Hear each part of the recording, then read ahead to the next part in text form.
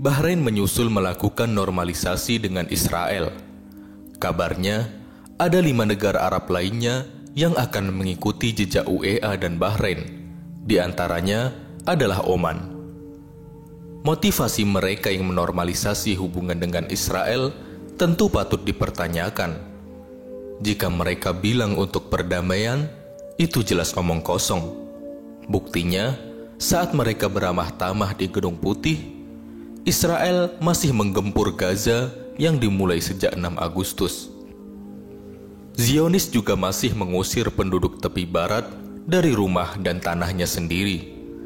Israel bahkan memberikan insentif bagi orang-orang Yahudi untuk membuat permukiman ilegal di wilayah tepi barat yang dalam perjanjian Oslo dijanjikan untuk dikelola oleh Palestina.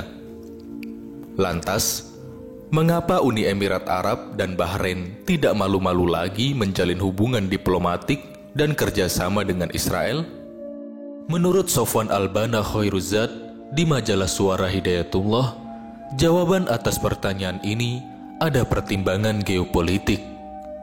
Dalam 20 tahun terakhir, kata Sofwan, keseimbangan kekuatan di kawasan Timur Tengah sudah runtuh, ditandai dengan meletusnya perang proksi di berbagai wilayah di Timur Tengah, mulai dari Suriah, Yaman, hingga Libya. Menurut pengamat internasional dari Universitas Indonesia ini, setidaknya ada 3 disrupsi geopolitik yang menghadirkan keruntuhan stabilitas kawasan.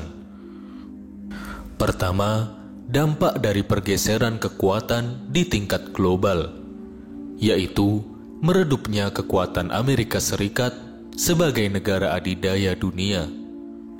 Ada pengamat yang mengatakan normalisasi Israel dengan Emirat Arab dan Bahrain adalah ikhtiar Amerika untuk mengembalikan pengaruhnya.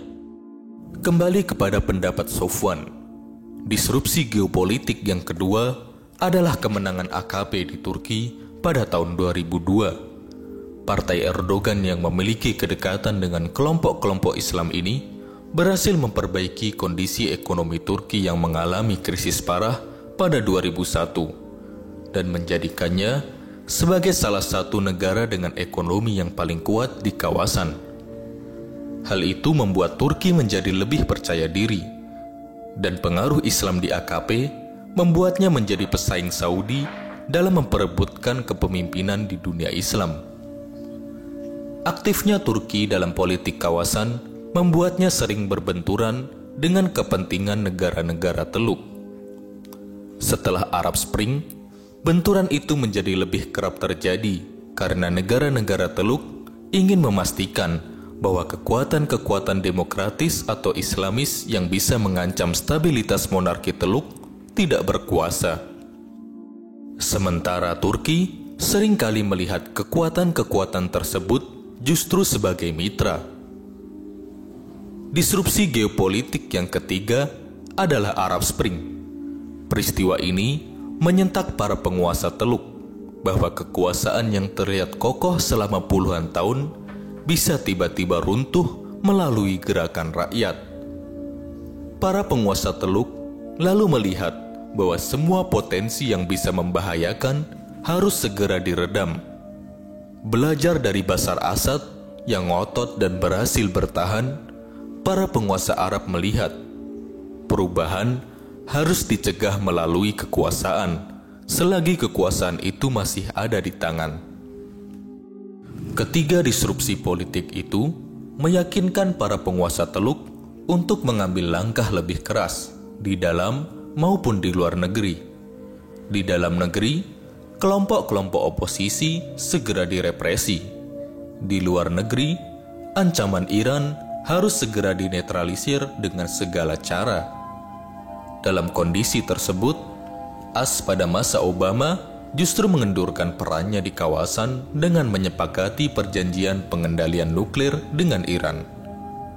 Hal itulah yang membuat Arab Saudi dan UEA serta monarki Teluk lainnya segera bertindak, mulai dengan melakukan tindakan militer sendiri seperti di Yaman, hingga melobi Amerika untuk terjun kembali ke Timur Tengah dan membuang sikap lunak pada Iran, berhasil ketika Obama digantikan oleh Trump. Nah, upaya normalisasi hubungan dengan Israel juga dapat dilihat dalam kacamata itu.